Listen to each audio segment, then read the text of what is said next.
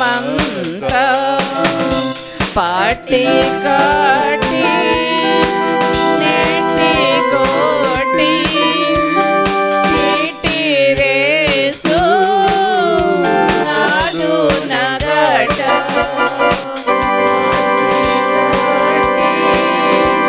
నెట్టి కోటి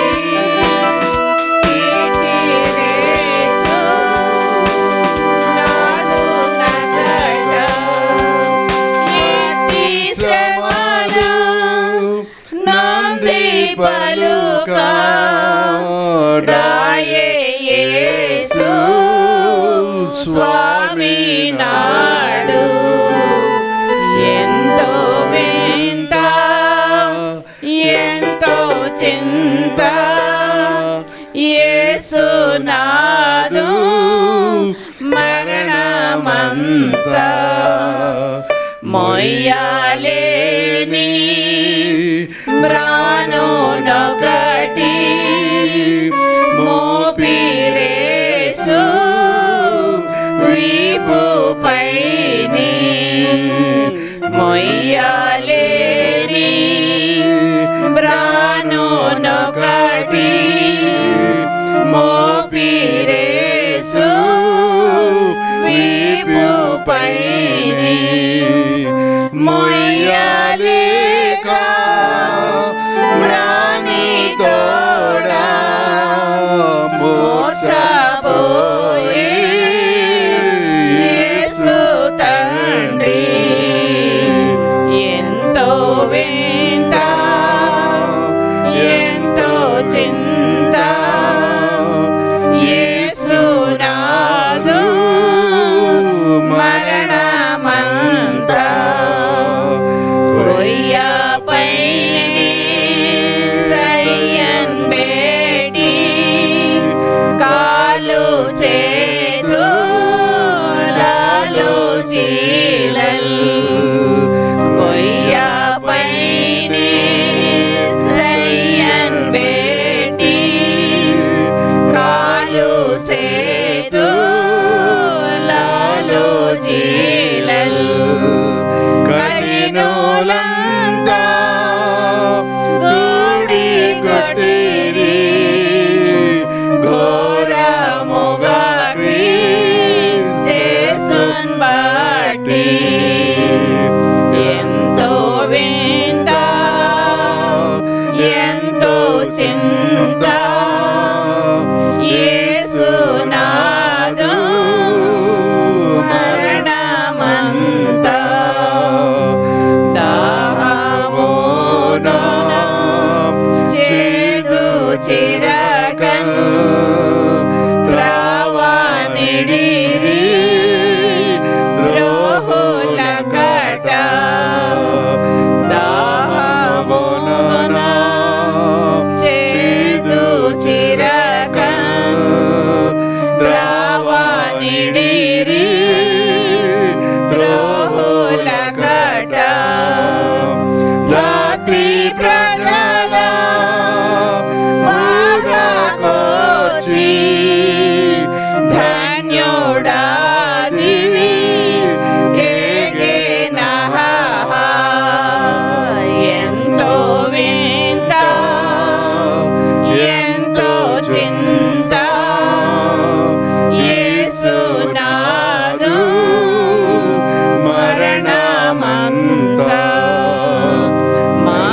మాలేమోతో ప్రాకన్ బొడవన్ పారే నీరు రక్తమహా బల్లేమోతో ప్రాకన్ బొడవన్ పారే నీరు రక్తమహా ఏరై పారి యేసు రక్త మెల్ల ప్రజల కెలమినో సాగు ఎంతో వింత ఎంతో చింత యేసు నాదు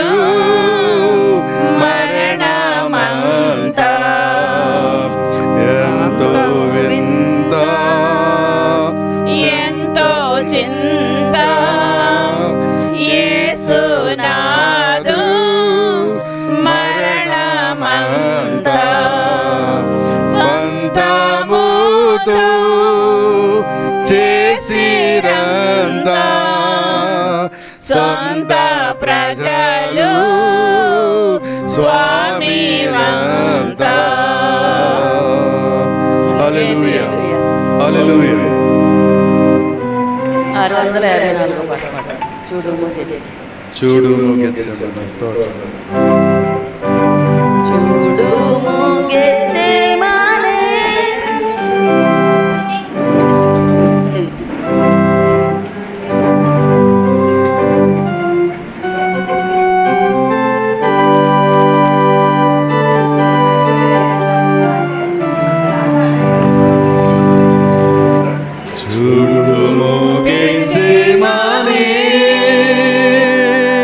తోటలో నా ప్రియుడు పాపినాకై విజ్ఞాపన చేసేడి ధ్వని వినబడుచున్నది. పాపినాకై విజ్ఞాపన చేసేడి ధ్వని వినబడుచున్నది. దేహమంతాయు నలిగి శోకము చెందిన వాడై, దేహమంతాయు నలిగి శోకము చెందిన వాడై, దేవాది దేవుని ఏకాసుతుడు పాడు వేదనలు నా కోరకే. దేవాది దేవుడు ఏకాసుతుడు పాడు వేదనలు నా కోరకే. చూడుము గెత్సేమనే తోటలో నా ప్రియుడు పాపినాకై విజ్ఞాపన చేసేడి ధ్వని వినబడుచున్నది. పాపినాకై విజ్ఞాపన చేసేడి ధ్వని వినబడుచున్నది. తండ్రి పాత్ర తొలగా నీ చిత్తమైన ఎడల, తండ్రి పాత్ర తొలగా నీ చిత్తమైన ఎడల, ఎట్లైనను నీ చిత్తము చేయుటకు నన్నప్పగించితివనెను. ఎట్లైనను నీ చిత్తము చేయుటకు నన్నప్పగించితివనెను. చూడుము గెత్సేమనే తోటలో నా ప్రియుడు పాపినాకై విజ్ఞాపన చేసేడి ధ్వని వినబడుచున్నది. పాపినాకై విజ్ఞాపన చేసేడి ధ్వని వినబడుచున్నది. రక్తపు చెమట వలన మిక్కిలి బాధ నొంది, రక్తపు చెమట వలన మిక్కిలి బాధ నొంది. రక్షకుడేసు హృదయము పగులాగా విజ్ఞాపనము చేసేనే. రక్షకుడేసు హృదయము పగులాగా విజ్ఞాపనము చేసేనే. చూడుము గెత్సేమనే తోటలో నా ప్రియుడు పాపి చేసేడి ధ్వని వినబడుచున్నది.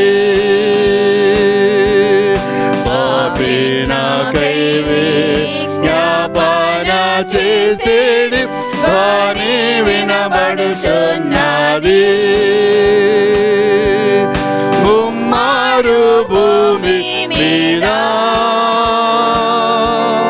మిక్కిలి వదనందే.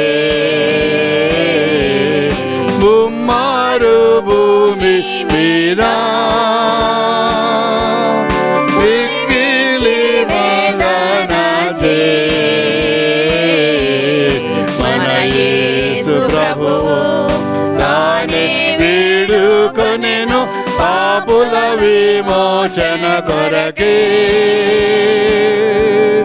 మన యేసు ప్రభువు తానే వేడుకొనెను పాపుల విమోచన కొరకే.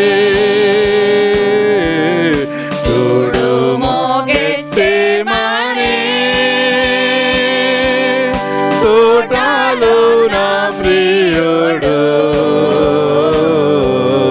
పాపి నాకై విజ్ఞాపన చేసేడి ధ్వని వినబడుచున్నది.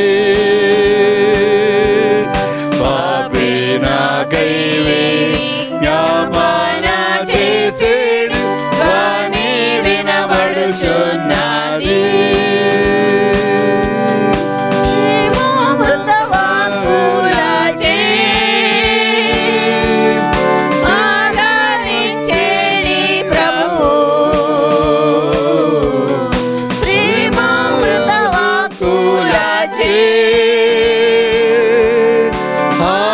ఆదరించేడి ప్రభువు వేదన సమయమున బాధపరచెడి వారి కొరకు ప్రార్థన చేసేనే. వేదన సమయమున బాధపరచెడి వారి కొరకు ప్రార్థన చేసేనే. చూడుము గెత్సేమనే తోటలో నా ప్రియుడు. పాపి నాకై విజ్ఞాపన చేసేడి ధ్వని వినబడుచున్నది. పాపి నాకై విజ్ఞాపన చేసేడి ధ్వని వినబడుచున్నది. నన్ను తన వలి మార్చేడి ఈ మహాప్రేమలో. నన్ను తన వలి మార్చేడి ఈ మహాప్రేమను. తలచి తలచి హృదయము కరుగగా సదా కీర్తించెదను. తలచి తలచి హృదయము కరుగగా సదా కీర్తించెదను. చూడుము గెత్సేమనే తోటలో నా ప్రియుడు. పాపి నాకై విజ్ఞాపన చేసేడి ధ్వని వినబడుచున్నది. పాపి నాకై విజ్ఞాపన చేసేడి ధ్వని వినబడుచున్నది. హల్లెలూయా హల్లెలూయా హల్లెలూయా.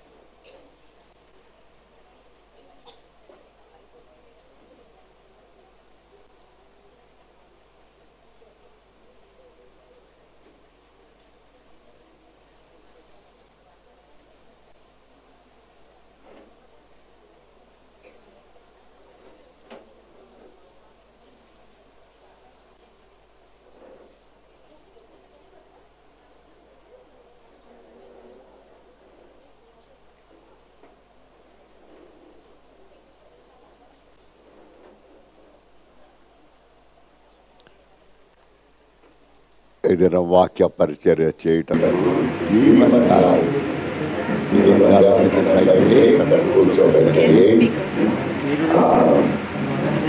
చప్పట్టు మనం ఆహ్వానిస్తాము. హోస్ట్ చేసేవారు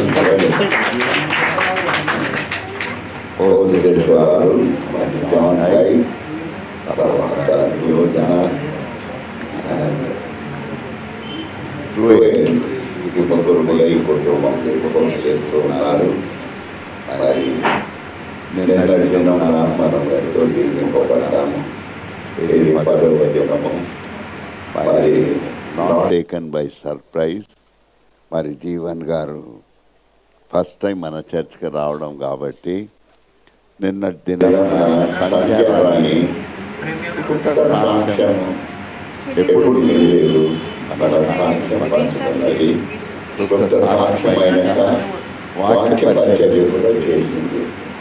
మరి జీవన్ గారు కోరుతున్న సాక్ష్యము ప్రభు మీ ఫ్యామిలీ గురించి, జనం గురించి, మరి కుటుంబం గురించి, వివాహం గురించి అన్ని సేవలో వాడుతారు. ఏ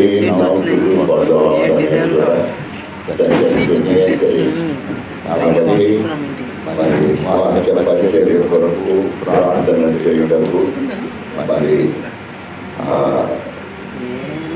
జేకబ్ గారు ముందుకు వచ్చి వాక్య పరిచర్య కొరకు మరి ఆర్థిక కుటుంబం కొరకు దైవ సేవల కొరకు ప్రార్థన చేస్తారు. మనమందరం కూడా ప్రార్థనలో ఎగిపోతున్నాం. ప్రార్థన చేస్తున్నాము. స్తుతులకు పాత్రుడా యేసయ్యా, నీకు వందనాలు. ఉదయం నుండి వచ్చి మేము సజీవంగా ఉన్నాము. కేవలం ఇప్పుడు వరకు మిమ్మల్ని ఆరాధించడానికి మాట్లాడడానికి ఇప్పుడు మీ వాక్యం ఆ బిడ్డని ముట్టండి, స్వస్థపరచండి. మాకు ఏమి అవసరం మాకు మాట్లాడడానికి మేము అర్థం చేసుకుని మీలో ఎదగడానికి సహాయం చేయండి. మేము అందరూ నీ ఎదుగుటకు కూర్చోచుకున్నాము. చిన్న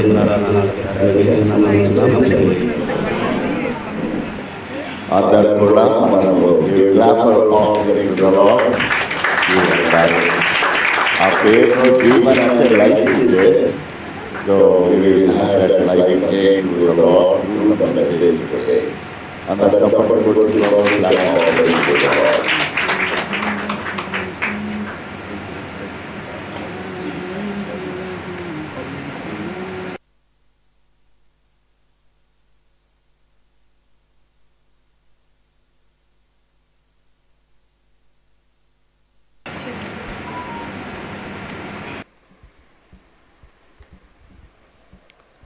దేవుని పరిశుద్ధ నామమునకు మహిమ కలుగును గాక. మరి సమయాన్ని నాకు ఇచ్చిన దేవుని యొక్క ఆశలకు హృదయపూర్వకమైన వందనాలు చెల్లించుకుంటున్నాను. ఇప్పుడు మీ అందరికీ ప్రభుపేట వందనాలండి. నన్ను ఈ స్థలానికి ప్రేమతో ఆహ్వానించిన హైడ్ కూడా హృదయపూర్వకమైన వందనాలు చెల్లించుకుంటున్నాను. చాలా లాస్ట్ ఇయరే ఇక్కడికి రావాలి. మరి దేవుని యొక్క మహాకృపను బట్టి ఈ సంవత్సరానికి ప్రభు సహాయం చేసి నన్ను ఇక్కడికి నడిపించాడు. దేవుడికి మహిమ కలుగును గాక. ఎంతైనా నమ్మదగిన దేవుడు, ఇంత మంచి సమయాన్ని దేవుడు, ఇంత విలువైన సమయాన్ని దేవుడు నాకు అనుగ్రహించాడు. అందుని బట్టి దేవునికి నేను మహిమ చెల్లిస్తున్నా. ఈ లాస్ట్ వీకే చెప్పాడు హైట్, నేను ఏదైనా ఎక్కడికైనా వెళ్ళాలన్నా కొంచెం ప్రార్థన పూర్వకంగా వెళ్దాం ఇష్టం. మాకు వేరే కార్యక్రమం ఉంది, వేరే వాళ్ళ తరఫు నుంచి ఈ స్థలానికి రావడానికి దేవుడు కొంచెం చూపించాడు. ఇంత తండ్రి సమానులు, దేవుని దాసులు, ఇంత మంచి దైవజనుల మధ్యలో వారి ఎదుట దేవుని యొక్క వాక్యం పంచుకోవడానికి దేవుడు నాకు ఇచ్చిన ఈ గొప్ప వాక్యాన్ని బట్టి నేను దేవునికి కృతజ్ఞుడు. మాది వెస్ట్ గోదావరి. వాస్తవానికి హైడ్ వాళ్ళ డాడీ, మా అమ్మ, ఇంకా మా శ్యామల మామయ్య వారు కూడా ఇక్కడికి వస్తారు. అక్కున్నారు. ఇదంతా మా అమ్మ వీళ్ళందరూ ఒక అన్నదమ్ములు బిడ్డలండి. హైట్ నాకు బామ్మర్ది అవుతాడు. ఇవి వాళ్ళంటే ఆయన కొంచెం మాది కొంచెం డైవర్ట్ అయింది. మేము కొంచెం అన్నిలుగానే ఉన్నాం.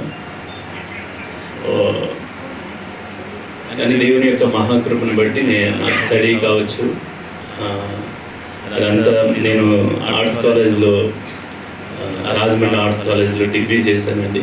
అది కూడా మా హైడ్ వాళ్ళ పెద్దమ్మ గారు ఇంట్లో ఉంటూ నేను డిగ్రీ చేశాను. మేము 10th అయిన తర్వాత, నేను ఇంటర్ జాయిన్ అయిన తర్వాత కొంచెం అప్పటి వరకు నాకు దేవుడు అంటే తెలియదు, ఏదో నామకార్థంగా వెళ్ళేవాళ్ళం. కానీ ఇక్కడ ఏదైనా మీటింగ్ జరిగితే కొంచెం దాన్ని డిస్టర్బ్ చేసేవాళ్ళు. ఇప్పుడు డిస్టర్బ్ చేస్తున్నారు చాలామంది. మేము అప్పట్లోనే కొంచెం ఏదన్నా ఎక్కడైనా సభ పెడితే దాన్ని కొంచెం డిస్టర్బ్ చేసేవాళ్ళు. ఈ సభ జరగకుండా అలా డిస్టర్బ్ చేసేవాళ్ళు. మరి దేవుని యొక్క ఆ కృపలో మరి నేను 10th అయిన తర్వాత ఇంటర్కి వచ్చిన తర్వాత, ఇంటర్ నాది సబ్జెక్ట్ ఆగిన తర్వాత నేను ఖాళీ ఉంటాం. ఎందుకంటే ఐటీ జాయిన్ అవ్వడానికి నేను తణుకు ప్రాంతం వెళ్ళానండి. తణుకు ప్రాంతంలో నేను ఒక రూమ్ తీసుకున్నాక వెళ్ళేటప్పుడు ఒక గ్లాసు ప్లేట్ మర్చిపోయా ఇంటి దగ్గర నుంచి. మా అన్న ఉన్నారు అక్కడ, మా కజిన్ అన్న ఉన్నారు, తణుకులో జాబ్ చేస్తూ ఉంటారు. ఇక్కడ ఒక పాస్టర్ గారు ఉన్నారు, ఆయన దగ్గరికి వెళ్ళి తెచ్చుకుందామని అలా నా ఆధ్యాత్మికమైన జీవితం, ఒక ప్లేట్ గ్లాసు గురించి ఒక దైవజనుల కుటుంబానికి వెళ్ళవలసి వచ్చిందండి. అలా దేవుడు నన్ను పట్టుకున్నాడు. ఆ కుటుంబానికి వెళ్ళి అక్కడ నన్ను పరిచయం చేశాడు. దేవుని యొక్క దాసులకు పరిచయం చేసి, మా తమ్ముడు ఇక్కడ ఐటీ చదువుతున్నాడండి అని వారికి పరిచయం చేసి ఆ ప్లేట్ గ్లాస్ తీసుకుని వెళ్ళాను. దైవజనులు మా దగ్గరికి వస్తూ మమ్మల్ని కొంతమంది మాతో ఉండే మా స్టూడెంట్స్ అంతా మేమంతా కలిసి ఒక రూమ్లో ఉండేవాళ్ళము, ఒక 4-5 ఉండేవాళ్ళము. ఆ రూమ్లో ఆయన వచ్చి వీక్లీ వన్స్ వచ్చి మాకు గాస్పెల్ చేస్తూ ఉండేవారు. అప్పుడు కొంచెం ఇష్టం కలిగి ఇంకా దేవుని సన్నిధికి వెళ్ళడం, ఆదివారం వస్తే ఏముందంటే సినిమాలకు వెళ్ళడం అలా చేసేవాళ్ళం. ఇంకా దైవజనులతో పరిచయం అయినప్పుడు ఇంకా ఆయన చెప్పే వాక్యం కావచ్చు, అది మమ్మల్ని బలపరిచి దేవుని సన్నిధికి వెళ్తాం మొదలుపెట్టాం. దేవుని సన్నిధికి వెళ్ళి నాకు ఒక తలంత ఏంటంటే, నేను డ్రమ్స్ కొట్టేవాడిని. డ్రమ్స్ కొడుతూ అలా వేరే వాళ్ళు కొడుతాను, జస్ట్ మేము అలాగా యూత్లో ఉన్నాము కదా, అలా ముందుకు వెళ్తూ ఉండేవాళ్ళం. తర్వాత అక్కడ పాస్టర్ గారు వాళ్ళ నాన్నగారు తాతయ్య గారు ఉంటే హార్మోని నేర్పించేవాడు. జస్ట్ అలా హల్లెలూయా స్తుతి మహిమని వాళ్ళ పాటలు నేర్చుకుంటూ కొంచెం ఆకర్షితులయ్యి ఇంకా యూత్లోకి వెళ్ళడం, మెల్లగా సాంగ్స్ పాడడం ప్రారంభించామండి. సాంగ్స్ పాడడం, ఇంకా అలా కోయర్ని లీడ్ చేయడం, అలా దేవుడు అలా అక్కడ నడిపించుకున్నాడు. అక్కడ నా స్టడీ అయిపోయిన తర్వాత నేను మళ్ళీ ఇంటికి వచ్చేసాను. ఇంటికి వచ్చేసిన తర్వాత దేవుని యొక్క అసలు దాసన్న గారు ఎంతమంది తెలుసు? దాసన్న గారు తెలుసా? హైడ్ వాళ్ళ మేనమామ గారు.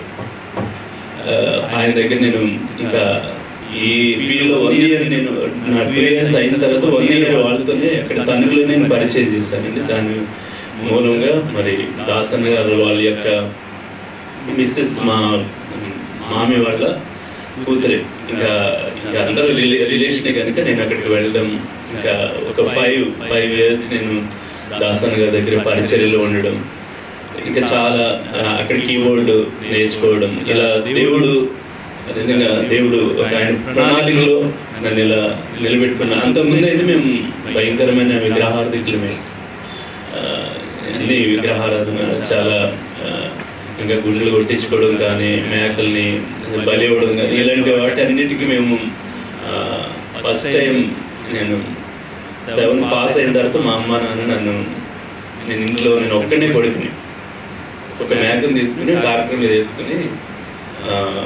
ఇప్పుడు 7th పాస్ అయిన తర్వాత టెంపుల్కి వెళ్ళి బలిచ్చి 7th పాస్ అయినందుకు, అంటే ఒక్కనే కొడుకుని కదా, అలాంటి పరిస్థితులు ఇంకా అప్పుడు నాకు ద్వారకా తిరుమలలో అక్కడ గుండె చేయించారు. అక్కడ అలాంటి పరిస్థితులు ఉండేవి ఊళ్ళో. మరి దేవుడు అవన్నింటి నుంచి దేవుడు తప్పించి ఆయన ప్రణాళిక చేత దేవుడు మరి అక్కడి నుంచి నేను దాసన్ గారి దగ్గర మ్యూజిక్ పరిచర్యలో, సంగీత పరిచర్యలో వాడబడడానికి నేను కీబోర్డ్ ప్లేయర్ని అక్కడ. అలా అలా నేను బయటికి రావడం జరిగింది. ఒకసారి నేను ఇక్కడ హైదరాబాద్ పట్టణానికి ఒక బర్త్డే మీటింగ్కి వచ్చానండి, కీబోర్డ్ ప్లే చేయడానికి, వర్షిప్ చేయడానికి హైదరాబాద్ పట్టణానికి వచ్చినప్పుడు రామ్నగర్కి వచ్చాం. రామ్నగర్ ఒక చర్చ్కి మేము వర్షిప్ చేయడానికి, ఆరాధన చేయడానికి అక్కడ నేను రావడం జరిగింది రామ్నగర్లో. రామ్నగర్ వచ్చినప్పుడు అక్కడ ఎవరైతే ఒక క్యాథలిక్ ఒక తల్లి ఉన్నారు, వాళ్ళు ప్రేయర్ హాల్లో పెట్టుకుని అక్కడ ప్రేయర్ నడిపిస్తూ ఉన్నారు. అక్కడే నేను వర్షిప్ చేయడానికి వెళ్ళాను, రామ్నగర్ వర్షిప్ చేయడానికి వెళ్ళాను. వర్షిప్ చేసినప్పుడు నేను వర్షిప్ చేసిన తర్వాత అమ్మ ఆ వర్షిప్లోనే ఒక దర్శనం చూశారంట. దేవుడు నేను ఒక సేవకు పిలుస్తూ ఉన్నారు, నువ్వు కూడా ప్రార్థన చేసుకో అని నాకు చెప్పినప్పుడు మేము కూడా ప్రేయర్ చేసుకుంటూ ఉన్నాం. నేను ఎవ్రీ సాటర్డే ఒక 3 months కంటిన్యూ, ఎవ్రీ సాటర్డే నేను రామ్నగర్ వచ్చి అక్కడ వర్షిప్ చేసుకుంటే నేను వెళ్ళిపోయేవాడిని. ఎవ్రీ సాటర్డే వచ్చేవాడిని, మళ్ళీ సండే మాకు చర్చికి వెళ్ళిపోయేవాడు, మా ఊరికి వెళ్ళిపోయేవాడు. అలా ఒక 3 months వచ్చినప్పుడు మేము ఒక జీసస్ ఆర్మీ అని ఒక ప్రేయర్ టీం పెట్టుకున్నాం మా అక్కడ గ్రామంలో. ఆ ప్రేయర్లోనే అప్పుడు ఒక చెల్లి దర్శనం చూసింది. మేము ప్రార్థన చేస్తూ ఉంటుండగానే ఒక విజన్ చెప్పింది, అన్న మిమ్మల్ని దేవుడు పిలుస్తూ ఉన్నాడు, దూర ప్రాంతం పిలుస్తున్నాడు అనేటప్పటికి నాకు అమ్మ ఎవరైతే చెప్పారో ఆ విజన్ నాకు గుర్తొచ్చి అప్పుడు మేము కూడా ప్రార్థన చేస్తున్నాము. అప్పుడు కన్ఫర్మ్ అయ్యి అప్పుడు మేము హైదరాబాద్ పట్టణం రావడం జరిగింది. అప్పుడు నా భార్య ప్రెగ్నెంట్గా ఉంది. అప్పుడు నా భార్యకి 8th month 9th month అయింది. అప్పుడు మా ప్రెగ్నెంట్గా ఉండగానే నేను ఇక్కడికి పోవడం జరుగుతుంది, వర్షిప్ చేయడం, అక్కడ ఆరాధన నడిపించడం అలా జరుగుతుంది. ఇలా నా ప్రస్తావన స్టార్ట్ అయిన తర్వాత నేను అంటే క్లుప్తంగా చెప్పేస్తూ ఉన్నాను. నాకు అంటే నేను దాసన్న గారి దగ్గరికి వెళ్ళిన తర్వాత అంటే సాక్ష్యం చెప్పి చాలా రోజులు అవుతుంది కనుక నేను కన్ఫ్యూజ్ అవుతుంది, ఏమనుకోవద్దు. అంటే సేవలోకి వచ్చేసిన తర్వాత హైడ్ వాళ్ళ తాతగారే నాకు బాప్తిసం ఇచ్చారు 2000 సంవత్సరంలో. హైడ్ గారు వాళ్ళ తాతగారు, అక్కడ నేను మారుమనసు పొంది దాసన్న గారి దగ్గర రక్షణ పొందుకుని అక్కడ ఐజక్ తాతయ్య గారే నాకు బాప్తిసం ఇచ్చారు. దేవునికి మహిమ కలుగును గాక. అలా ఇక్కడ మ్యూజిక్ పరిచర్య కొరకు నేను ఇక్కడ హైదరాబాద్ పట్టణం వచ్చినప్పుడు ఇలా జరుగుతున్న సమయంలో అది కన్ఫర్మ్ అయిన తర్వాత నా కుమారుడికి 2వ నెలలోనే ఇంకా అన్నీ అక్కడ నేను ఇంట్లో ఒక్కడనే కొడుకుని ఇంకా అన్నీ ముగించుకుని నేను హైదరాబాద్ పట్టణం 2వ నెలలో ఉన్న కుమారుని తీసుకుని హైదరాబాద్ రావడం జరిగిందండి. హైదరాబాద్ వచ్చిన తర్వాత ఇంకా చాలా నేను ఇంకా వర్షిప్ పరిచర్యలో నేను ఒక స్టూడియో పెట్టి నా ఉద్దేశం ఏంటంటే నేను ఎందుకు వచ్చానంటే ఒక మంచి స్టూడియో పెడదాం హైదరాబాద్ పట్టణం వచ్చి. నేను ఒక 12-13 ఆల్బమ్స్ మ్యూజిక్ చేశానండి. అలా నేను ఏం చేద్దాం అనుకున్నానంటే ఒక స్టూడియో పెడదాం అనుకున్నాం. కానీ దేవుని ప్రణాళిక వేరు, ఆయన చిత్తం వేరు, ఆయన తలంపులు వేరు, ఆయన ఉద్దేశాలు వేరు. నిజంగా అందుకే దేవుడు నన్ను 2014 సంవత్సరంలో నేను బైబిల్ కాలేజ్కి వెళ్ళడం జరిగింది. 2016 వరకు బైబిల్ ట్రైనింగ్ అయిన తర్వాత అభిషేకం తీసుకుని మేము రామ్నగర్ నుంచి మా స్పిరిచువల్ మదర్కి ఒక విజన్తో మేము గట్కేసర్ ప్రాంతంలో అన్నోజిగూడ అనే ఆ ప్రాంతంలోకి మేము అక్కడ 1 ఎకరం ల్యాండ్ తీసుకున్నారు అమ్మవాళ్ళు. విజన్తో అక్కడికి వెళ్ళడం జరిగింది. అక్కడ ఒక మందిరాన్ని ప్రారంభించారు 2013 సంవత్సరంలో. ఒక క్యాంపస్ లాగా ఉంటుంది, అక్కడ ఒక మందిరం ఉంటుంది, అక్కడ మా క్వార్టర్స్లా ఉంటుంది. ఎవరైతే ఫౌండర్స్ ఉంటారో వాళ్ళు కూడా అక్కడే ఉంటారు ఆ క్యాంపస్లో. దేవుని కృపను బట్టి అక్కడ మేము ఒక 13 మందితో అక్కడ పరిచర్య ప్రారంభించామండి. ఎంత చర్చ అనుకుంటూ ఉన్నారు? ఇంచుమించు ఆ మందిరంలో 1500 మంది పడతారు. ఆ చర్చిలో 13 మందితో ప్రారంభించాం. 13 మందితో మందిరం ప్రారంభించాం. ఆ ప్లేస్ ఏంటో తెలియదు, ఆ వాతావరణం ఏంటో మాకు తెలీదు. బాగా స్లమ్ ఏరియా అండి. ఆ చుట్టుపక్కల ఏ మనుషులు కానీ ఎవరు ఉండరు. అది మరీ ఘోరమైన ఏరియా, మీకు తెలుసు.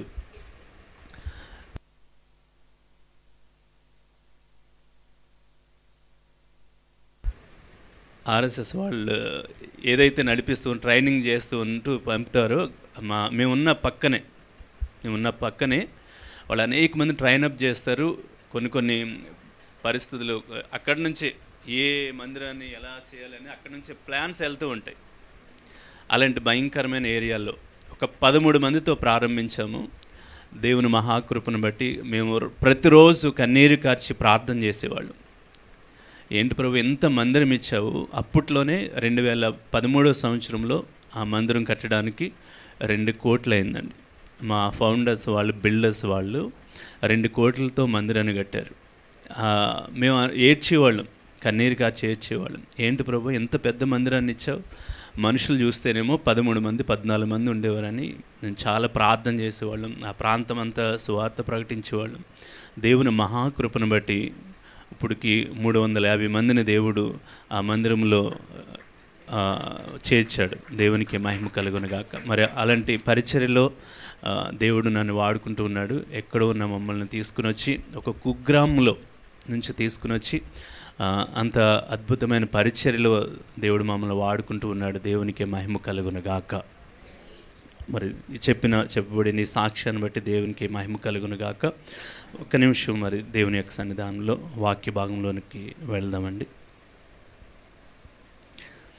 చిన్న ప్రార్థన చేసుకుని. పరిశుద్ధుడా, జీవాధిపతి, నీ ఘనమైన శ్రేష్టమైన నామమునకు వందనాలు చెల్లించుకుంటూ ఉన్నాం నాయనా.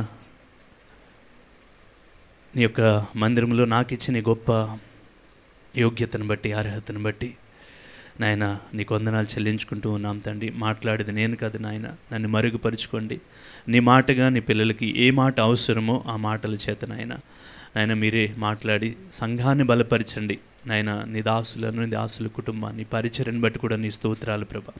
ఈ 40 దినాల్లో మేము ఆధ్యాత్మికంగా ప్రభా, మేము తండ్రి లోతైన నాయన ఆధ్యాత్మికమైన స్థితిలోనికి మేము వెళ్ళడానికి మీరు కృప చూపించండి నాయన. ఎంతో ఆశతో నాయన నీ పిల్లలు వచ్చారు నాయన. ఆశ కలిగిన ప్రాణాన్ని తృప్తిపరచు దేవుడు కనుక నాయన, ఎవరి పరిస్థితులతో వచ్చి ఉన్నారో నువ్వు ఎరిగిన దేవుడు కనుక మీరే మాట్లాడి మమ్మల్ని బలపరిచి సహాయం చేయమని, నన్ను మరుగుపరుచుకుని మీరే నాయన పిల్లలతో మాట్లాడుతూ నాయన బలపరిచి సహాయం చేయమని పరిశుద్ధాత్మ సహాయాన్ని కోరుచు నీ నామం పేరిట నిలబడి నన్ను కూడా మీ స్వాధీనపరుచుకోమని నజరేయుడైన యేసు నామంలో ప్రార్థిస్తూ ఉన్నాం తండ్రి. ఆమేన్. దేవునికి మహిమ ఘనత ప్రభావం కలుగునగాక. ఇది ఏ దినాలండి? ఇది శ్రమల దినాలు కదా. సిలువ ధ్యాన శ్రమల కూడికలు మనం జరుపుకుంటాం. మేము కూడా చేస్తూ ఉన్నాం. మేము ఒక బుధవారం, శుక్రవారం మాత్రమే మందిరంలో చేస్తూ ఉన్నాం. మిగతా రోజుల్లో గృహాల్లో జరిగిస్తూ ఉన్నామండి. మరి చాలా ఇప్పటికే 10 రోజులు అయిపోయినాయి కదా, 10 డేస్ అయిపోయింది. 10 డేస్ నుంచి కూడా చాలా అనేకమైన మాటలు వింటూ వస్తూ ఉన్నాం. నిజముగా శ్రమలు, యేసు ప్రభు గారికి కలిగిన శ్రమలు వేరు, మనకి కలిగిన శ్రమలు, దాని ఫలితాలు కూడా మనకు వేరు కదండి. ఆయన ఒక ఉద్దేశంతో ఆయన శ్రమ పొందాడు, మనందరికీ తెలుసు. ఆయన శ్రమలకి లోక కళ్యాణార్థమై ఆయన శ్రమ వేరు, మనకు వస్తున్న శ్రమలు వేరు. మనం చాలాసార్లు మనం సిలువ గురించి విన్నాం, అనేక శ్రమల గురించి కూడా మనం విన్నాం, సిలువ శ్రమల గురించి. ఈరోజు మనం కొన్ని నిమిషాలు మాత్రమే మరి మనకు వస్తున్న శ్రమలకు కారణాలు, దాని ఫలితాలు ఏంటో మనం ఒక్కసారి ఈ దినం కొద్ది నిమిషాలు క్లుప్తముగా మరి వాక్య భాగాన్ని మనం విందామండి. ప్రతిదినము శ్రమలను తలుచుకొని రోజంటూ మనకు ఉండదు కదండి. ఈ యొక్క భయంకరమైన దినాల్లో ఈ ఫుడ్ వల్ల కావచ్చు, ఇంకా ఈ వాతావరణ పరిస్థితులు కావచ్చు, మనం శ్రమలను జ్ఞాపకం చేసుకొని రోజంటూ ఉండదు. ఎలా జ్ఞాపకం చేసుకుంటాం? ఒక పాట పాడిన దాంట్లో శ్రమను జ్ఞాపకం చేసుకుంటాం, అవునా కదండి? ఒక పాట పాడిన దాంట్లో శ్రమ వస్తుంది. అంతేకాదు మనం ఒక వాక్యం చెప్పిన అందులో శ్రమ కనబడుతుంటుంది, అంతే కదండి. ఒక పాట పాడిన వాక్యం చెప్పిన శ్రమ కనపడుతుంది. ప్రార్థన చేసినా కూడా అందులో కూడా మనకి శ్రమ అనేది మనకు కనబడుతూ ఉంటుంది. నిజముగా దేవుని యొక్క సన్నిధానంలో దేవునికి మరి సంబంధించిన ఆ శ్రమ వేరు, మనకందరూ తెలుసు. ఆయన ఎందుకు శ్రమలు పడ్డాడో మనందరికీ తెలుసు. కానీ మనకు వస్తున్న శ్రమ, మనకెందుకు శ్రమలు వస్తున్నాయి, ఆ శ్రమలకి కారణం ఏంటి, మనం ఒక్కసారి మనం ఆలోచన చేస్తే మరి శ్రమలు సాధారణంగా లోకంలో మనం జీవిస్తున్నప్పుడు మళ్ళీ పలు రీతిలుగా అనేకమైన శ్రమలు మనం అనుభవిస్తూ ఉంటాం. ఒక మాట మనం చదువుకుందామండి. రోమీయులకు రాసిన పత్రిక 5వ అధ్యాయము 3, 4, 5 వచనాలు చదువుకుందాం. అంతేకాదు శ్రమ ఓర్పును, ఓర్పు పరీక్షను, పరీక్ష నిరీక్షను కలుగజేయనని ఎరిగి శ్రమలయందును అతిశయపడుదుము. ఎందుకనగా ఈ నిరీక్షణ మనలను సిగ్గుపరచదు, మనకు అనుగ్రహింపబడిన పరిశుద్ధాత్మ ద్వారా దేవుని ప్రేమ మన హృదయములలో కుమ్మరింపబడి ఉన్నది. దేవునికి మహిమ కలుగునుగాక. శ్రమ ఏం చేస్తుందంట? ఓర్పు పరీక్షను, పరీక్ష నిరీక్షణను కలుగుచేయనని ఎరిగి శ్రమలయందును అతిశయపడుదుము. ఎందుకనగా ఈ నిరీక్షణ మనలను సిగ్గుపరచదు. మరి నిజముగా దేవుని యొక్క సన్నిధానంలో మనకు తెలుసు, ప్రసంగి గ్రంథంలో ఒక అద్భుతమైన మాట ఉంటుంది, చదవద్దు కానీ 10వ అధ్యాయం 4వ వచనంలో అంటాడు, శ్రమ గొప్ప ద్రోహ కార్యములను జరగకుండా చేస్తుందంట. ఓర్పు గొప్ప ద్రోహ కార్యాలను జరగకుండా చేస్తుంది. నిజంగా ఆ ఓర్పు అనేది మనం కలిగి ఉండాలి. అందుకే అంటున్నాడు, ఓర్పు ఏం కలుగు చేస్తుంది అంటండి? ఓర్పు పరీక్షను, పరీక్ష నిరీక్షణ మనకు కలుగు చేస్తుందంట. అంటే శ్రమల్లో మనం తప్పకుండా మనం నిలబడినప్పుడు, కానీ ఎలాంటి శ్రమలు ఎందుకు వస్తాయో ఒకసారి మనం ఆలోచన చేసి శ్రమలకు కలుగు శ్రమలను మరి 4 విధాలుగా మనం చూడొచ్చండి. ఒకటి ఏంటంటే ప్రతిఫలముగా అనుభవించు శ్రమ. రెండోది ఏంటంటే ప్రతిఫలము కొరకైన శ్రమ మనం చూడొచ్చు. మూడోది ఏంటంటే పరీక్ష కొరకైన శ్రమ. నాలుగోది ప్రత్యామ్నాయ శ్రమను మనం ఈ 4 మనం చూస్తాం. మొట్టమొదటిది ఏంటంటే ప్రతిఫలముగా అనుభవించు శ్రమ. ఏంటండి? అందరం చెప్దామండి.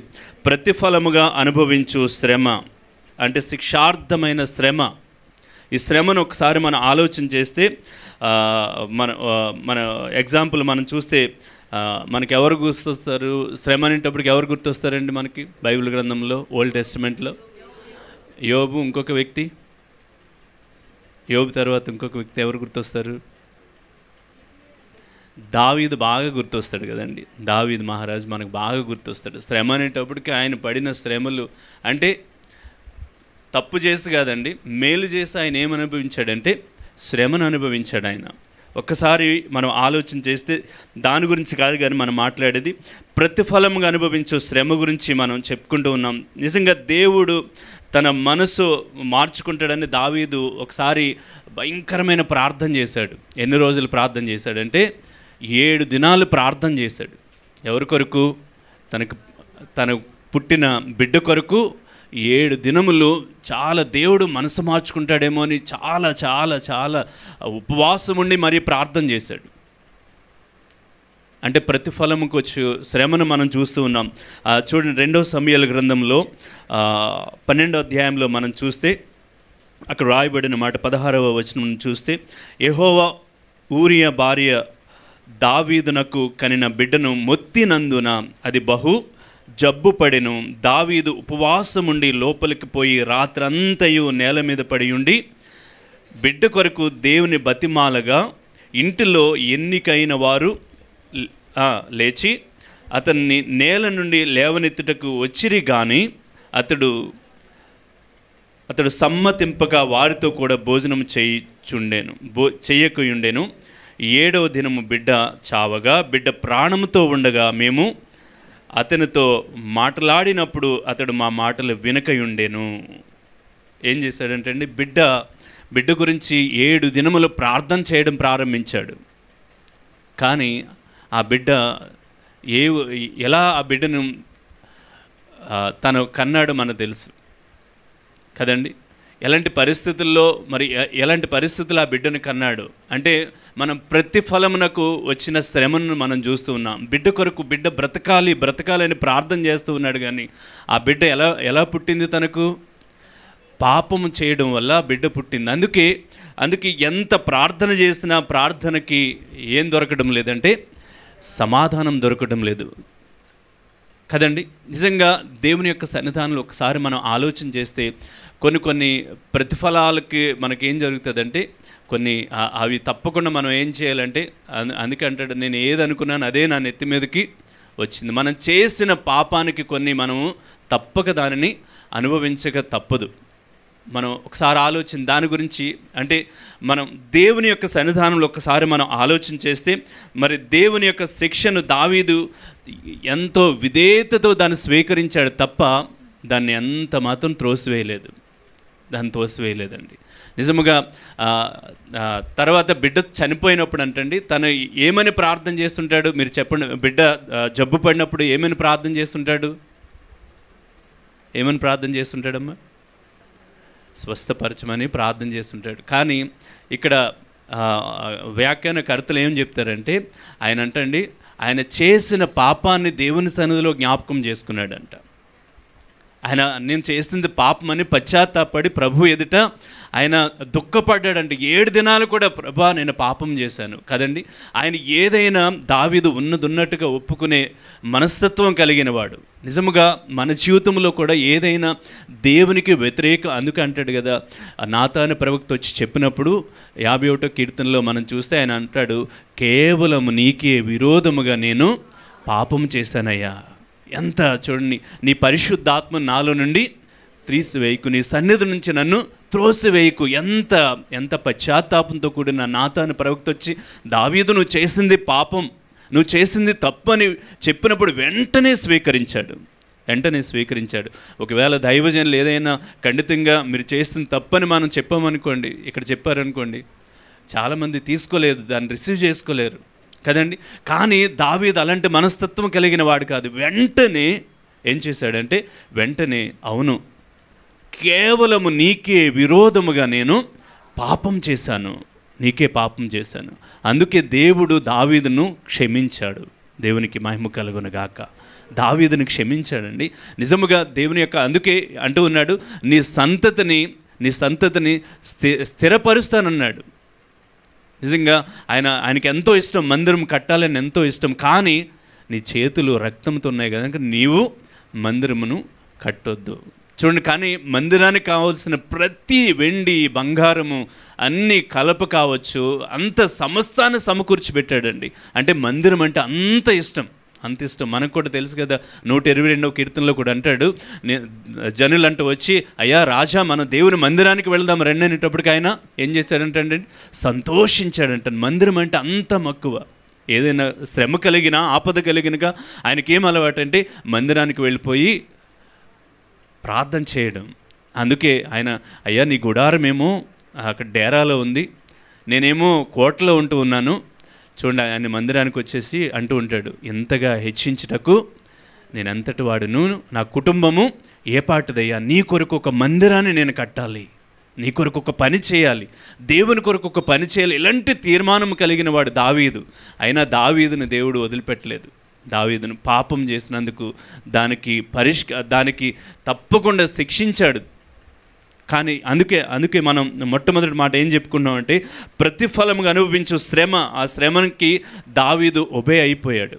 అవును నేను చేసింది పాపమే అని ఒబే అయిపోయాడు. నిజముగా దేవుని యొక్క సన్నిధానంలో మనం చూస్తే మొదటి తెస్సలోనికులకు రాసిన పత్రిక 5వ అధ్యాయంలో 15వ వచనంలో చూడండి, దేవుని శిక్షను దావీదు ఎంత విధేయతతో స్వీకరించాడో అక్కడ మనం చూస్తే 15వ అధ్యాయంలో 5వ అధ్యాయం 15వ వచనంలో, ఎవడును కీడునకు ప్రతి కీడు ఎవరికైనా చేయకుండా చూచుకొనుడి, మీరు ఒకని ఎడల ఒకడును మనుషులందరి ఎడలను ఎల్లప్పుడూ మేలైన దాన్ని అనుసరించి నడుచుకొనుడి. దేవునికి మహిమ కలుగునుగాక.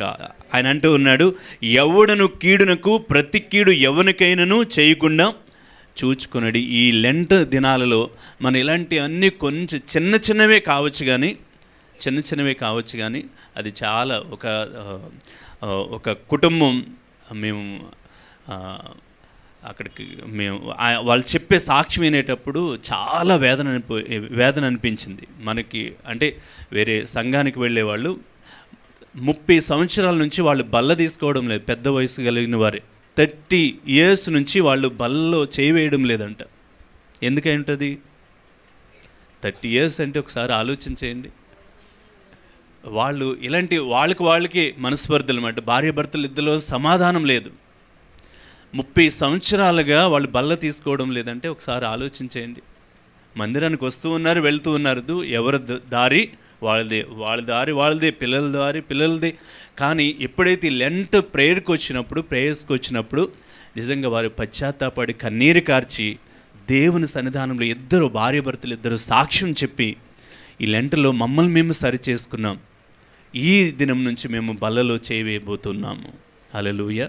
ఎంత గొప్ప విషయం అండి. నిజంగా ఈ లెంట్ మనకి ఏంటంటే ఇది మనం సరి చేసుకునే దినాలు ఇవి.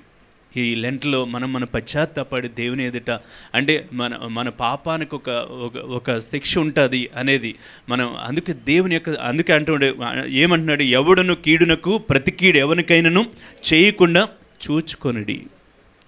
అంటే చూడండి, మీరు ఒకని ఎడల ఒకడును మనుషులందరి ఎడలను ఎల్లప్పుడూ మేలైన దానిని మనం చేయాలంటండి. నిజముగా దేవుని సన్నిధానంలో ఉన్న మనం, అందుకే చూడండి లేవీ కాండంలో కూడా 19వ అధ్యాయంలో 18వ వచనంలో అంటాడు, కీడుకు ప్రతి కీడు చేయకూడదు, నీ ప్రజల మీద కోపముంచుకొనక నిన్ను వలె నీ పొరుగువానిని ప్రేమించవలెను నేను యెహోవాను అంటూ ఉన్నాడు. అంటే ఎంత చూడండి, కీడుకు ప్రతి కీడు చేయకూడదు, నీ ప్రజల మీద కోపముంచుకొనక నిన్ను వలె నీ. అందుకే సంఘాన్ని దేవుడు దేంతో పోల్చాడంటే శరీరంతో పోల్చాడు కదండి. అంటే మన అవయవాలను మనం ఎలా చూసుకుంటూ ఉన్నామో, లేవగానే మనం ఏం చేస్తాము, అద్దం దగ్గరికి వెళ్ళి మనం చూసుకుంటాం కదండి. మనం అంటే చూడండి, మన శరీరాన్ని మనం ఎలా చూసుకుంటే, సంఘం మనం ఒక్కొక్కరు ఒక్కొక్క అవయవం, ఒక్కొక్కరు ఒక్కొక్క భాగం, మన అవయవాలకు చెయ్యికి ఏదైనా, అందుకే కంటికి కన్ను ఏడుస్తుంటే చెయ్యి ఏం చేస్తుందంటండి, తుడుస్తుందంటండి. అంటే చూడండి, అంటే అంత ఒక సంఘములో అలాంటి పరిస్థితుల్లో ఎవరైనా అలాంటి ఇబ్బందుల్లో ఉంటే నిజంగా మనం వారిని ప్రార్థన చేసి ఓదార్చడమో, ఒక మాట చెప్పి ఓదార్చడమో ఇలాంటిది. అంటే మన శరీరాన్ని ఎలా చూసుకుంటూ ఉన్నామో, అంటే సంఘాన్ని ఒక శరీరంతో పోల్చాడు కనుక మన సంఘంలో ఇలా మనం, అందుకే అక్కడ అన్నాడు, కీడుకు ప్రతి కీడు చేయొద్దంటూ ఉన్నాడు. అంటే దేవుని యొక్క సన్నిధానంలో అక్కడ సామెతల గ్రంథంలో కూడా ఒక మాట చూస్తే 20వ అధ్యాయంలో 22వ వచనంలో అంటాడు, కీడుకు ప్రతి కీడు చేస్తుందని అనుకునవద్దు, యెహోవా కొరకు కనిపెట్టుకునుము, ఆయన నిన్ను రక్షించును. గలతీలకు రాసిన పత్రిక 6వ అధ్యాయం 10వ వచనంలో అంటాడు, కాబట్టి మనకు సమయం దొరికిన కొలది అందరి ఎడలను, విశేషముగా విశ్వాస గృహమునకు చేరిన వారి ఎడలను మేలు చేయుదము. దేవునికి మహిమ కలుగునుగాక. విశ్వాస గృహమునకు చేరిన వారి ఎడల మనం ఏం చేయాలంటండి, మేలు చేయాలి. మనం ఏం చేస్తామంటే దాన ధర్మాలు బయట చేస్తూ ఉంటాం కదండి. చాలామంది మనం బయట చేస్తూ ఉన్నాం. ఈ వాక్యం మేము కూడా బయట చేసేవాళ్ళం.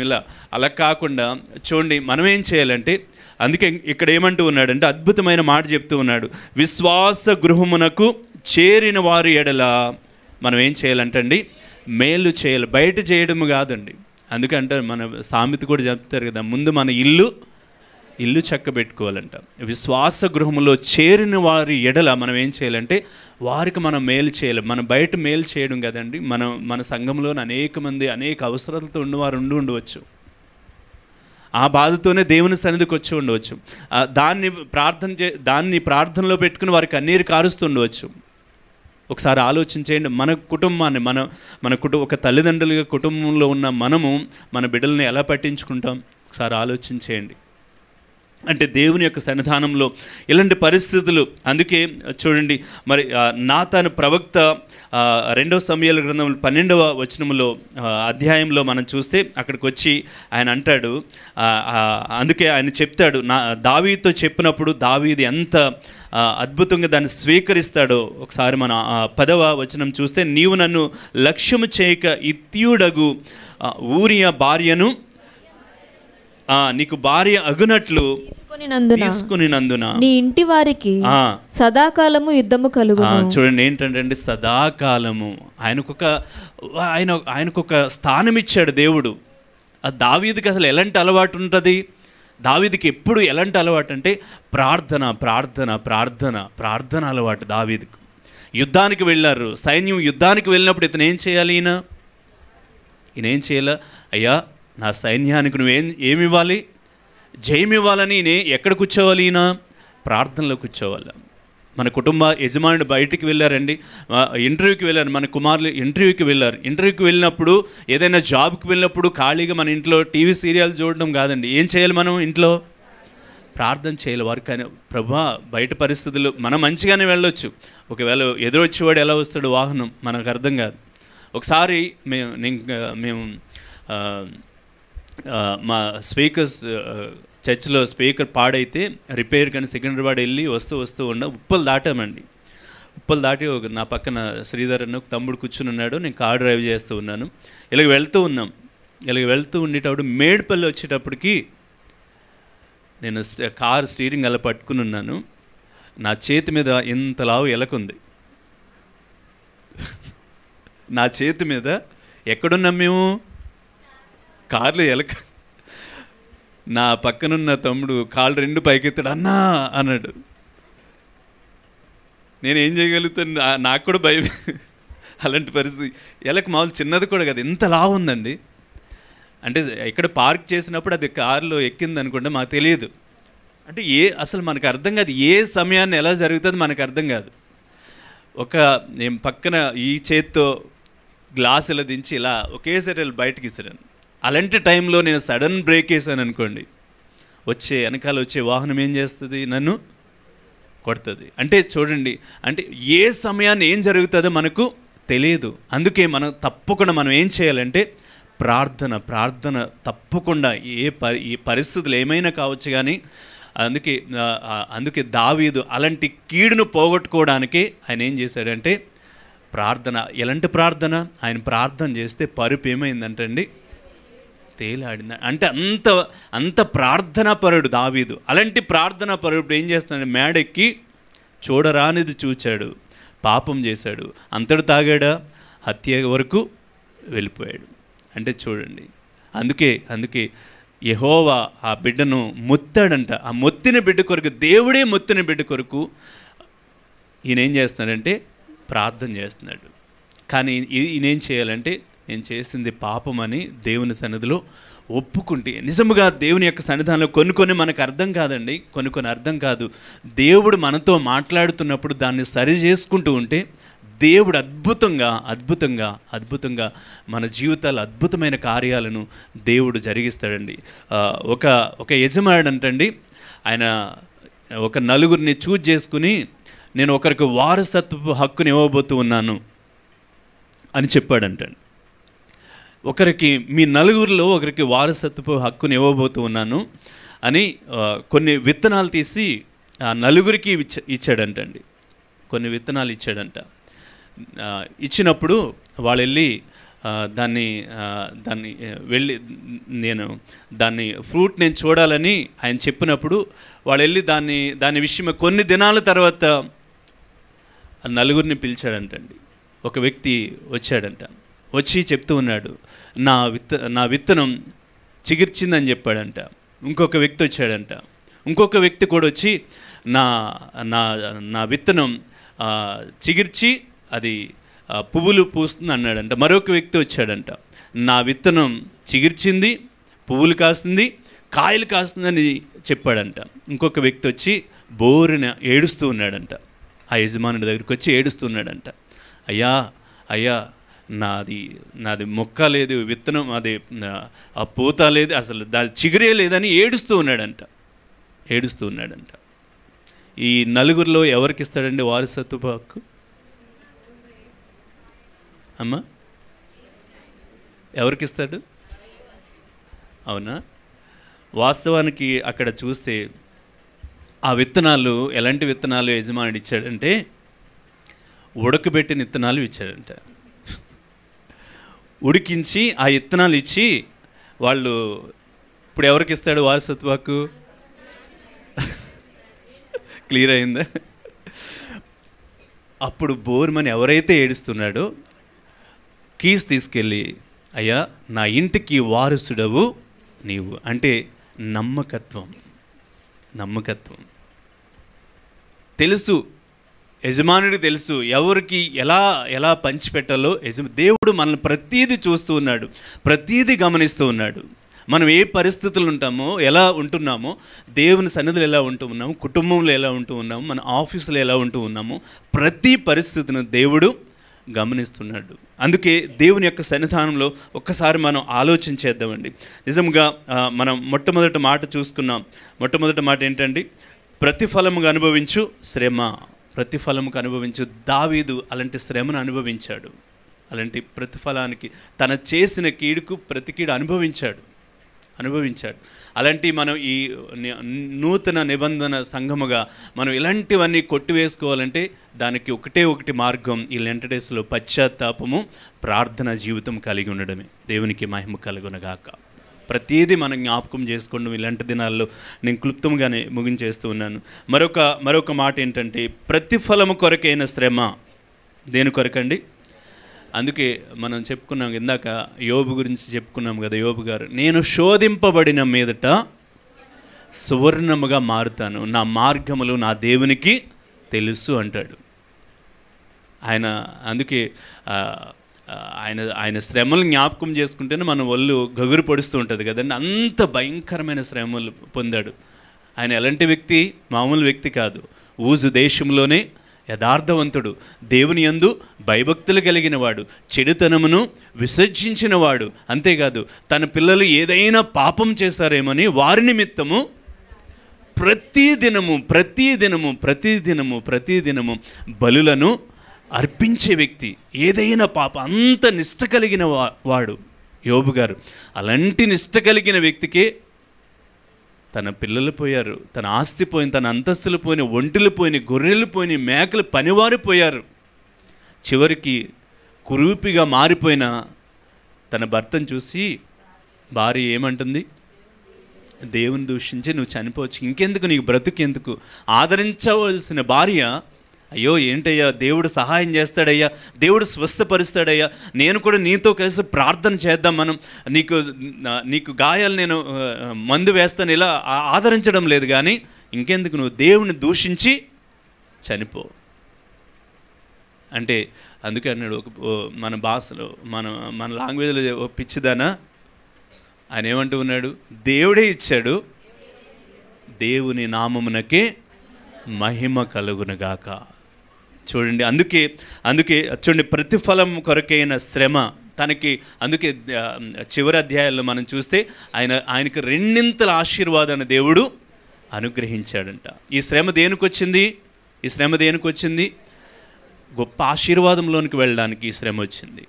అంటే దావీదు గారిని కూడా మనం చూస్తే ఆయనకు వచ్చిన శ్రమలు దేనికంటే, ఒక కిరీటం ఆయనకి సిద్ధముగా ఉంది. దేవునికి మహిమ కలుగునుగాక.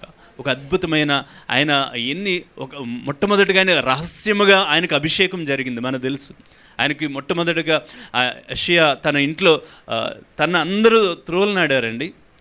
ఇంకా ఎవరున్నారు?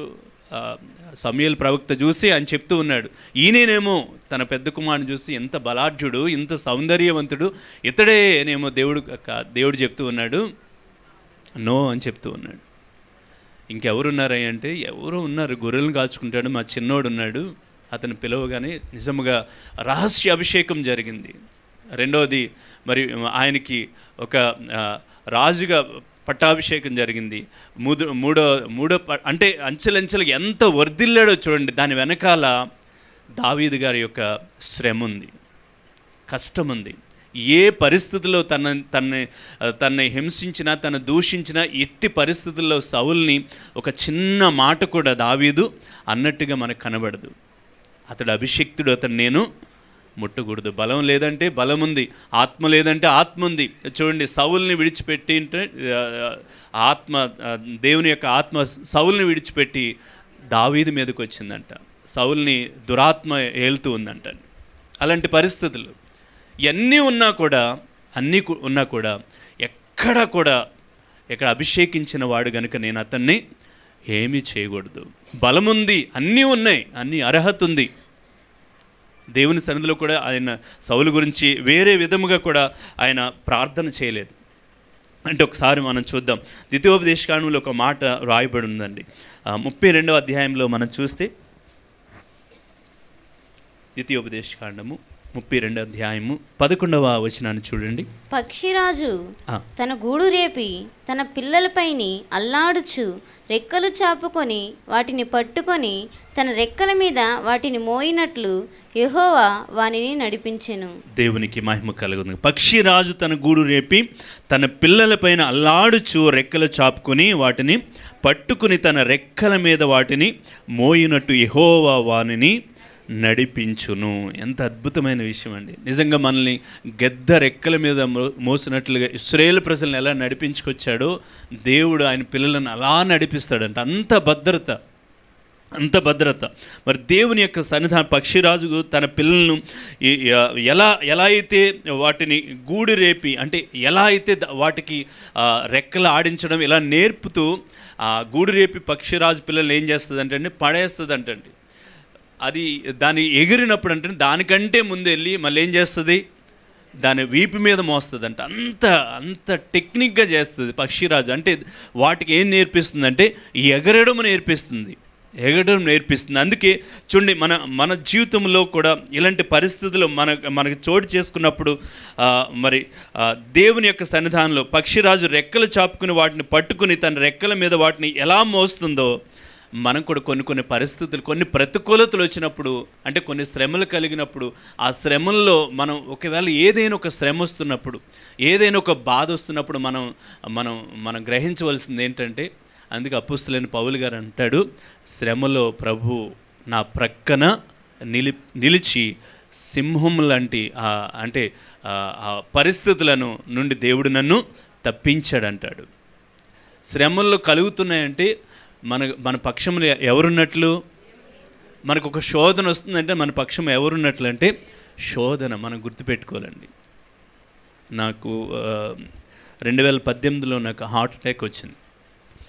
అలాంటి టైంలో నేను మార్నింగ్ వాకింగ్కి వెళ్ళానండి. వాకింగ్కి వెళ్ళి ఇంటికి వచ్చాను. మా కింద ఫస్ట్ ఫ్లోర్లో ఒక అన్న ఉంటారు. ఆయనకి ప్రతిరోజు నేనేం చేయాలంటే, ఆయన లంగ్స్ ప్రాబ్లమ్స్తో సివియర్ కేసు, ఆయన రోజు వెళ్ళి నేను ప్రార్థన చేసి నేను ప్రేయర్కి వెళ్ళాలి. అలాంటి పరిస్థితుల్లో రోజు ఆయన దగ్గరికి వెళ్ళి నేను ప్రేయర్ చేసి వెళ్ళాలి. ఆయనకి నేను ప్రేయర్ చేస్తే కొంచెం హ్యాపీగా ఉంటారు అనమాట. ఆయనకి ప్రేయర్ చేసి నేను మళ్ళీ వాకింగ్కి వెళ్ళి వచ్చి ప్రేయర్ చేసి నేను ఇంటికి వచ్చేసాను. మళ్ళీ నేను ప్రేయర్కి రెడీ అయ్యి నేను స్నానం చేసి ఇంకా ప్రేయర్ రెడీ అయ్యేటప్పటికి నాకు విపరీతమైన పెయిన్ వచ్చిందండి. హార్ట్ పెయిన్ వచ్చి ఆ రోజు ఫ్రైడే అందరూ ఎవరు లేరండి మా క్యాంపస్లో ఎవరు లేరు. ఒక సూపర్వైజర్ మాత్రమే, అంటే మా చర్చ్ ఫౌండర్స్ వాళ్ళు బిల్డర్ కనుక వాళ్ళు ఉన్నారు. ఆ రోజు అతను లీవ్ పెట్టి ఎక్కడో బయటకు వెళ్ళాలని ఆ రోజు ఉండిపోయాడు. అంటే దేవుడు ఎలా సహాయం చేస్తాడో చూడండి. నిజంగా ఎవ్వరూ లేరండి ఆ రోజు. వెంటనే తను నన్ను హాస్పిటల్ తీసుకువెళ్ళడం, మొత్తానికి హార్ట్ అటాక్ వస్తే ఎలా ఉంటుంది పరిస్థితి, క్షణాలు ఉన్నారు కదా ఇక్కడ, క్షణాల మీదే అయిపోతాం కదండి, క్షణాల మీద. అలాంటిది 5 హాస్పిటల్ తిరగవలసి వచ్చింది. ఒక్క హాస్పిటల్లో మరి ఒక్క ఇంజెక్షన్ ఒక్కటే ఉందంట హార్ట్కి సంబంధించింది. అది ఆ ఇంజెక్షన్ ఒక్కటే ఉంది. అక్కడ అది ఉప్పల్లో ఆదిత్య హాస్పిటల్ ఉంటుంది, అక్కడ దొరికిందండి. ఆ క్షణాల్లో ఒకసారి చూడండి, క్షణాల్లో నిమిషాల మీద పోయే ప్రాణాన్ని దేవుడు గంట సేపు నిలబెట్టాడు. దేవునికి మహిమ కలుగు. ఒకేసారి ఏమైపోద్ది, చిన్నపిల్లలు ఉన్నారు, నా భార్య, మేము ఊరు వచ్చాము, సేవకు వచ్చాము, దేవునికి ఏదైనా అవమానం కలుగుతుందేమో ప్రభువాని నేను మా స్పిరిచువల్ మదర్ ఎవరైతే ఉన్నారో కొంచెం ఏమైనా ఆ టైంలో ఎవరికైనా భయం వేస్తుంది, అవును కదండి. నాకు కూడా నేను భయపడ్డాను. కారులో కూర్చున్నాను కానీ నేను మొత్తం తడిచిపోయాను. లెఫ్ట్ హ్యాండ్ బాగా విపరీతమైన పెయిన్ వస్తుంది. ఫస్ట్ ఎయిడ్ వేరే హాస్పిటల్లో ఫస్ట్ ఎయిడ్ చేశారు, ట్యాబ్లెట్లు ఇచ్చారు. అక్కడ కూడా మా బిలేవరే ఉంది. ఆమె అయ్యో అన్నకి ఏముందని ఏడ్చుకుంటే ఆమె డాక్టర్ దగ్గరికి వెళ్ళి ఆయన ట్యాబ్లెట్ ఏమి వేస్తున్నారో తెలియదు, ఒక 10-15 ట్యాబ్లెట్లు నా నోట్లో వేస్తారు. నేను ఆదిత్య హాస్పిటల్కి వెళ్ళి మధ్యలో వేరే హాస్పిటల్కి వెళ్ళాం, అక్కడ లేదు. ఆదిత్య హాస్పిటల్ వెళ్ళే వరకు నా భార్య నన్ను ఈ పరిస్థితి చూసి ఆమె స్పృహ కోల్పోయి ఆమె పడిపోయి ఉంది. అసలు నేను చెప్పాను మా స్పిరిచువల్ మదర్ ఎవరైతే ఉన్నారో, అమ్మ దీనా పిల్లలు కొంచెం జాగ్రత్త, మీ చేతుల్లో పెడుతున్నాం. అంటే అంత భయంకరమైన పరిస్థితుల్లో అలా ఉన్నాం. కానీ నేనైతే ప్రార్థన అయితే చేస్తూ ఉన్నాం, కానీ కొంచెం అలాంటి పరిస్థితుల్లో ధైర్యం కోల్పోయాం. కానీ దేవుడైతే నమ్మదగిన దేవుడు. అంటే పక్షిరాజు తన పిల్లలను గూడు రేపు తన పిల్లల్ని కింద కుదిలినప్పుడు మళ్ళీ వెంటనే ఎలా అయితే తన భుజాల మీద వేసుకుంటుందో దేవుడు అంత గొప్ప కృప చూపించాడు. మళ్ళీ ఆ ఇంజెక్షన్ చేయించుకుని మళ్ళీ వెంటనే మరి అపోలో హాస్పిటల్కి హైదరాబాద్ వెళ్ళడానికి అంత లాంగ్ జర్నీలో కూడా దేవుడు ఎంతో గొప్ప కృప చూపించి గొప్ప సహాయం చేశాడు. దేవునికి మహిమ కలుగును గాక. మామూలు విషయం కాదండి. అంటే దేవుడు, అందుకే ఒక దైవజనుడు స్టీఫెన్ పాల్ గారి దగ్గర పనిచేస్తున్న ఒక దైవజనుడు వచ్చి, నేను ఇలా సిక్ అయ్యానని వచ్చి ఆయన చెప్తూ ఉన్నాడు, దేవుడు మిమ్మల్ని వాడుకోవడానికి శ్రమనిచ్చాడు, దేవుడు మిమ్మల్ని బలపరచడానికి శ్రమనిచ్చాడు.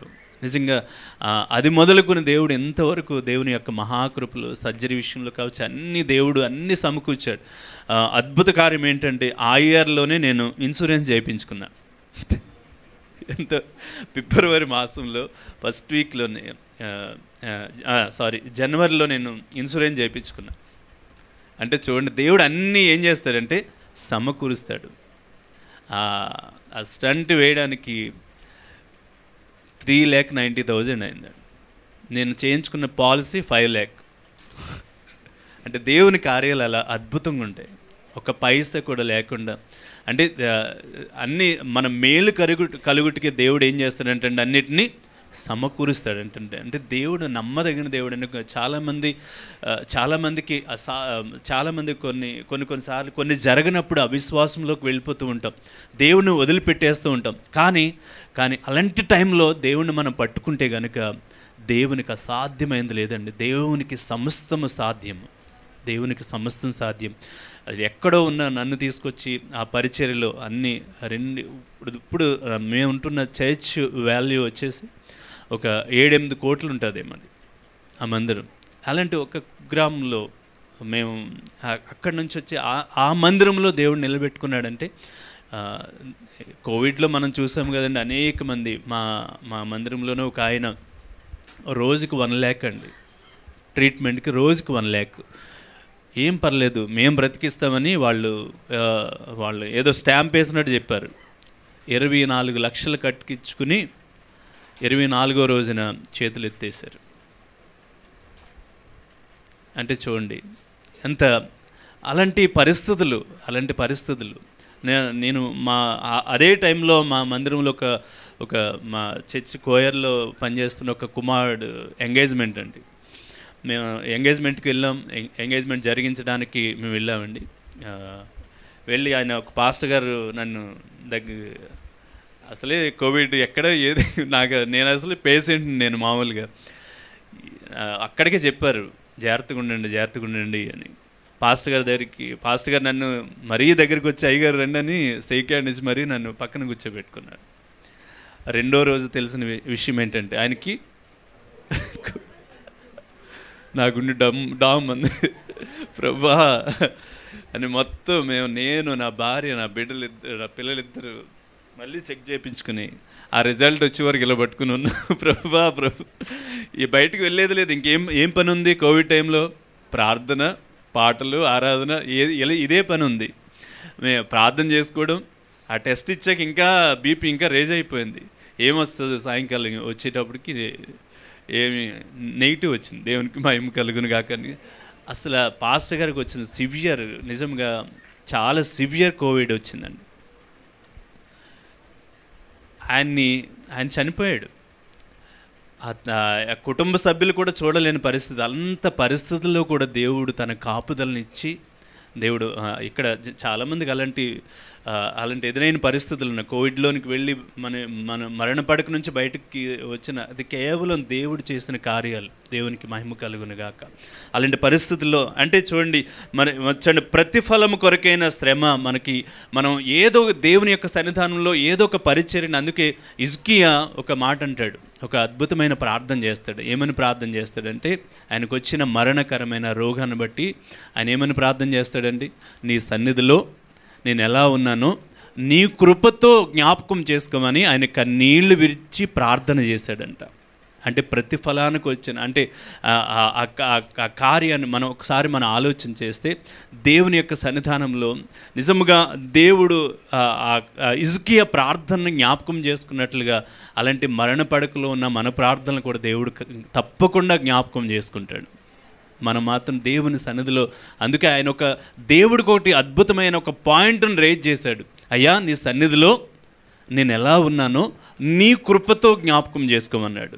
నీ సన్నిధిలో నేను ఎలా ఉన్నా, మనం ఎలా ఉన్నాము, ఆయన మనల్ని ఏం చేస్తాడంటే పరిశీలించి పరీక్షిస్తూ ఉంటాడు, పరిశోధిస్తూ ఉంటాడంట సియోనులో నుండి చూస్తూ.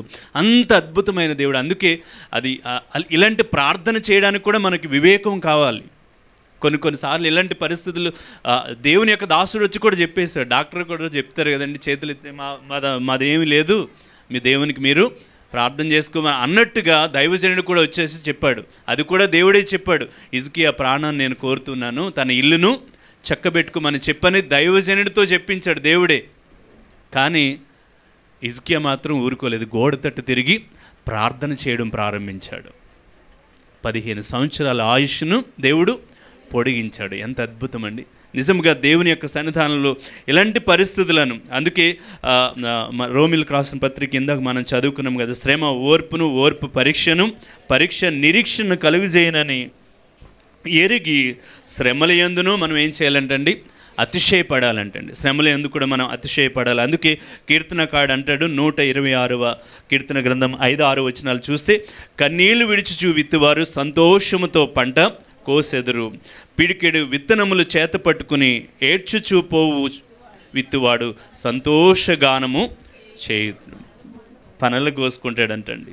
అంటే మన కష్టం వెనకాల తప్పకుండా ఒక ప్రతిఫలం మనము చూడగలుగుతాము. నిజముగా దేవుని యొక్క సన్నిధానంలో మరి ఇంకొక మాట, నేను ఇంకొక ప్రతిఫలమును కలుగు శ్రమ, అలాగే పరీక్ష కొరకైన శ్రమ. నా టైం అయిపోతుంది.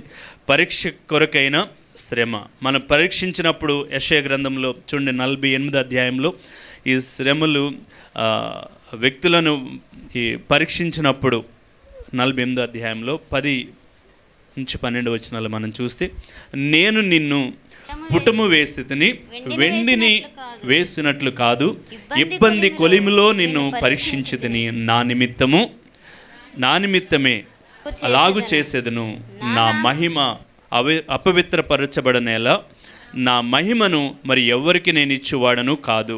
యాకోబు, నేను పిలిచిన ఇశ్రాయేలు నాకు చెవియొగ్గి వినుము, నేనే ఆయనను, నేను మొదటివాడను కడపటివాడను. దేవునికి మహిమ కలుగునుగాక. పరీక్ష కొరకైన శ్రమ.